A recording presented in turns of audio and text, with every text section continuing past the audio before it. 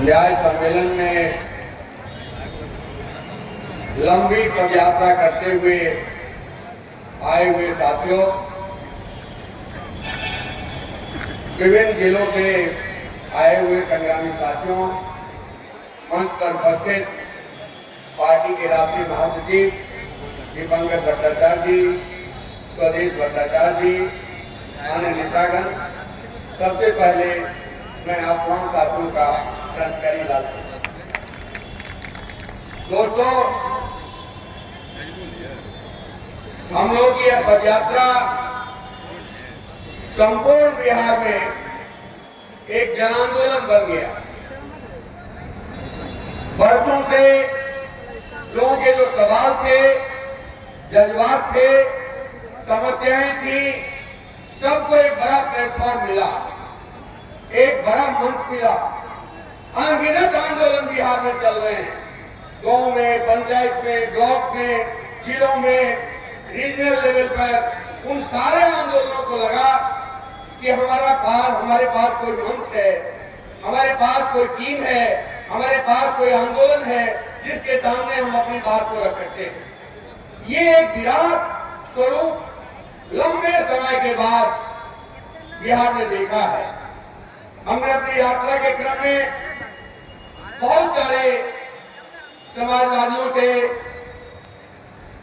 हमारी बात हुई, 74 आंदोलन से जुड़े हुए लोगों से बात हुई, कम्युनिस्ट आंदोलन से जुड़े हुए पुराने नेताओं से बात हुई।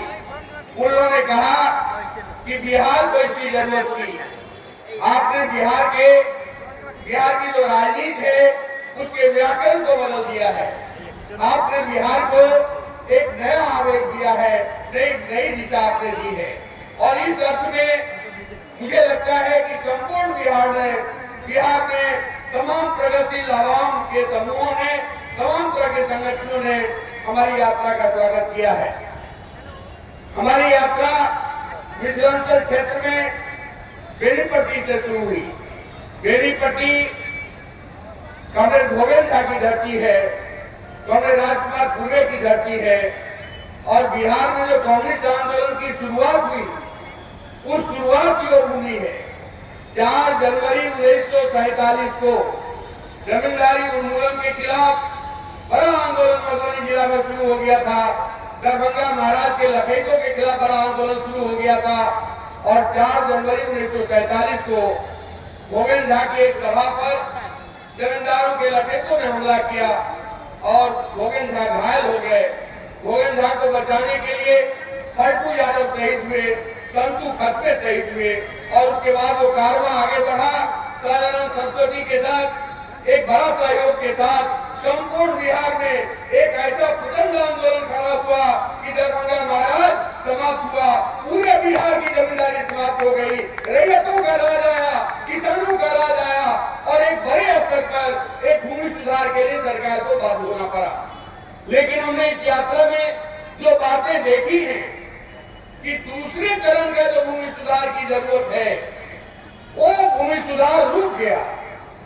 लालू जी के समय में जो पर्चे मिले, जगन्नाथ मिश्रा के समय में जो पर्चा मिला, केवी सहाय के समय में जो पर्चा मिला, श्री कृष्ण के समय में जो पर्चा मिला, वो सारे पर्चेधारी लोग बेदखल हैं। संपूर्ण बिहार में 30% से ज्यादा आबादी है। वो जिस जगह पर रह रहा है उस जमीन का कोई कागज पत्र उसके पास नहीं है। हमारे आंदोलन की ये जो आवाज थी कि जिस जमीन पर हम बसे हैं वो जमीन हमारी है, जो जमीन सरकारी है वो जमीन हमारी है, ये नारा एक एक गरीब को छू रहा था, एक एक गरीब को छू रहा था, एक एक उम्मीद को छू रहा था। और हमने कहा कि भाजपा हमारे बिहार में ताकत को दौड़ उभर रही है कि नीतीश जी ने गठबंधन सरकार के समय में हम लोगों के साथ वार्ता हुई थी, सत्येंद्र राम थे, सारे हमारे विधायकों ने मुख्यमंत्री को घेरा था। और बिहार विधानसभा के भीतर ये मुख्यमंत्री ने इस बात का ऐलान किया था कि बिना वैकल्पिक व्यवस्था के किसी गरीब को नहीं उजाला जाएगा। लेकिन पार्टी मारने के साथ, भाजपा के साथ जाने के बाद संपूर्ण बिहार में बुलडोजर चलना शुरू हो गया है। उस बुलडोजर के खिलाफ संपूर्ण बिहार में बड़ी मजबूती लोग सामने खड़े हैं और हम लोगों ने कहा, हम लोगों ने इस बात का आश्वासन जनता के बीच में दिया है कि गरीबों का आंदोलन इतना मजबूत खड़ा कर दीजिए कि जोगी से जो बुलडोजर मंगा करके बिहार में चला रहे हैं उस बुलडोजर को हम ध्वस्त करेंगे। गरीबों का राज होगा, मजदूर किसानों का राज होगा।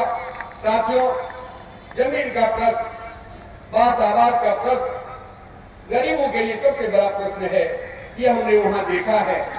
हमने मिथिलांचल के इलाके में बहुत सारी जगहों पर बहुत सारे लोग आए, कई लोग आकर के बताए कि कामरेड, हमने हमारे परिवार को बचा लीजिए, माइक्रो फाइनेंस का जो कर्ज है, माइक्रो फाइनेंस का जो डर है, माइक्रो फाइनेंस का जो दमन है, वो यदि नहीं रुकेगा तो हमारा परिवार भी आत्महत्या कर लेगा। संपूर्ण बिहार में ये माइक्रो फाइनेंस के जो कर्ज के तले जो लाखों की संख्या में महिलाएं दबी हुई हैं, लाखों परिवार दबा हुआ है, वो बिहार का बहुत बड़ा सवाल है। और इसलिए ये आवाज हमारे प्रजातियों के बीच से, जनता के बीच से उठी कि इस देश में करोड़ों करोड़ रुपया, लाखों करोड़ रुपया अंबानी अडानी का माफ हो सकता है, कॉर्पोरेट्स का माफ हो सकता है, तो महिलाओं का लोन क्यों नहीं माफ होगा?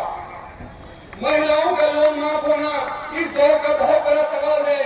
और मुझे लगता है कि हमारे महिला संगठन के साथियों ने, हमारे अन्य साथियों ने, ग्रामस के लोगों ने इस सवाल को हम लोगों ने तय किया है कि बिहार में महिलाओं का एक प्रचंड आंदोलन होगा और महिलाओं पर जो भी लोन हो, माइक्रो फाइनेंस का लोन हो, ग्रुप का लोन हो, महाजनी लोन हो, लोन माफ करना होगा। ये हमारे आंदोलन का बड़ा सवाल है।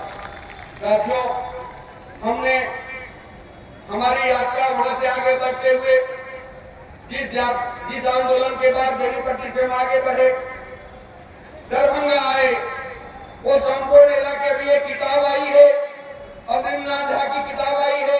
उस किताब में पूरी 19वीं शताब्दी से पूरा अध्ययन करके बताया गया है कि मिथिलांचल की अर्थव्यवस्था 1950 के बाद गिरावट में चली गई है।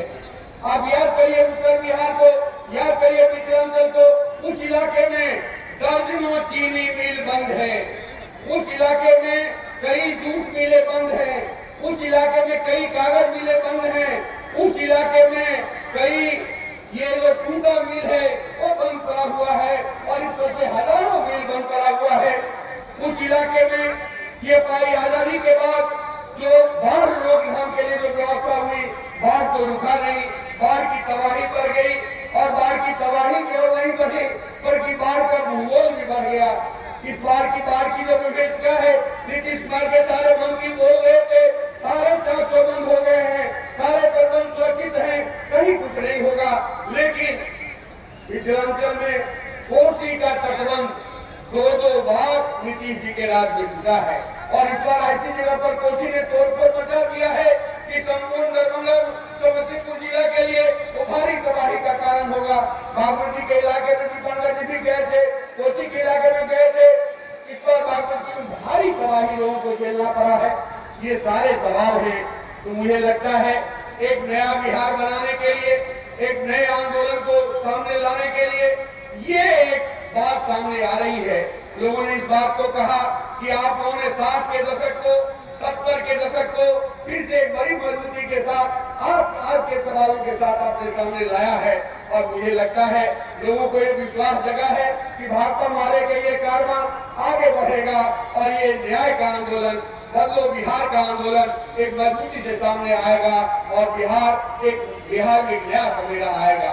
ये लूटमार खत्म होगा, उन्माद की जो राजनीति चल रही है वो खत्म होगा और मजदूर किसानों का राज, छात्र नौजवानों का राज, महिलाओं का राज, स्कीम वर्कर का राज, तमाम तरह के जो वर्किंग फोर्स है उसका एक राज स्थापित होगा। इन्हीं बातों के साथ मैं अपनी बात समाप्त करता हूँ। इनकलाब जिंदाबाद।